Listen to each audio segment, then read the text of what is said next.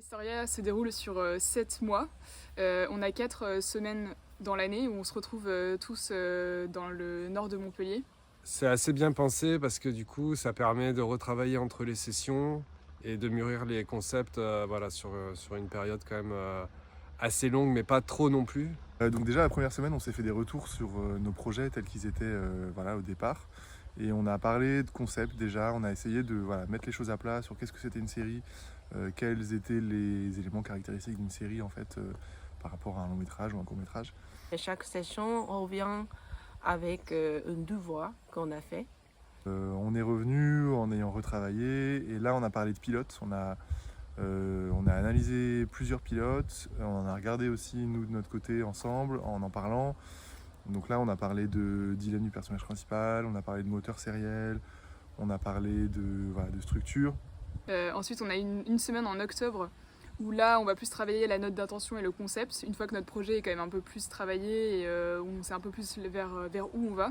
Au fur et à mesure des sessions de la résidence et au contact des formateurs qui sont tous scénaristes implantés dans le milieu professionnel, ça nous permet vraiment de trouver les bons angles, d'affiner le propos, de trouver la singularité du projet. Ensuite, la dernière semaine, on prépare un pitch qu'on va ensuite présenter à des producteurs en fin de semaine. C'était à la fois un travail intense, intellectuel intense finalement, parce qu'on ne travaille pas que sur ses projets à soi, on travaille sur les projets des autres aussi.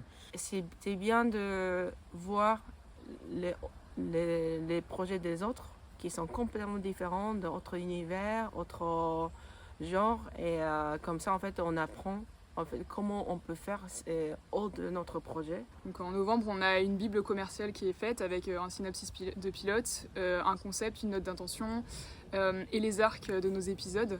Les intervenants, ils sont hyper bienveillants, donc ça c'est quand même très appréciable.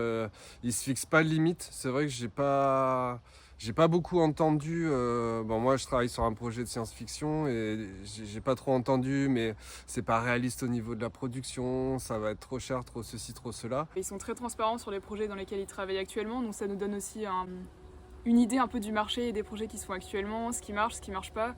Donc ils ont beaucoup d'expérience à nous transmettre et puis ils ont été assez transparents en nous envoyant leur propre bible, etc. pour qu'on voit un peu ce qui est vraiment un résultat professionnel qui marche et qui a été accepté par des producteurs et des diffuseurs. J'ai aimé leur bienveillance, mais aussi leur intransigeance, parce que quand il y a des choses qui fonctionnent pas, ils le disent et c'est pour ça qu'on vient. Le moment que j'ai beaucoup aimé à la série Historia, c'est un moment où j'avais déconstruit vraiment tout mon projet et j'étais un peu dans le flou, je savais plus trop ce que je voulais faire et là on nous a donné un questionnaire qui vient des États-Unis.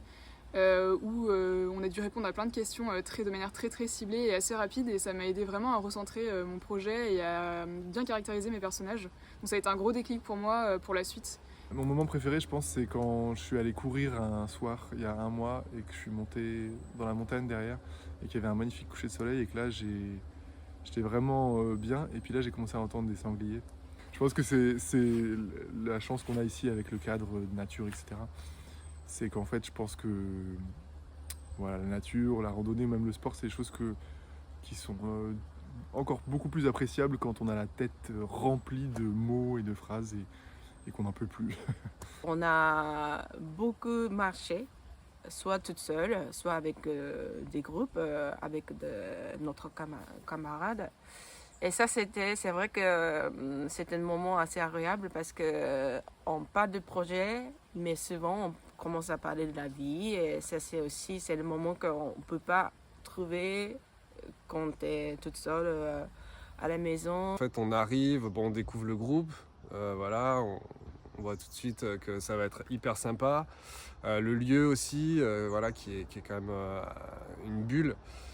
Les formateurs. Et donc et on se dit tout est possible. Au boulot tout est possible.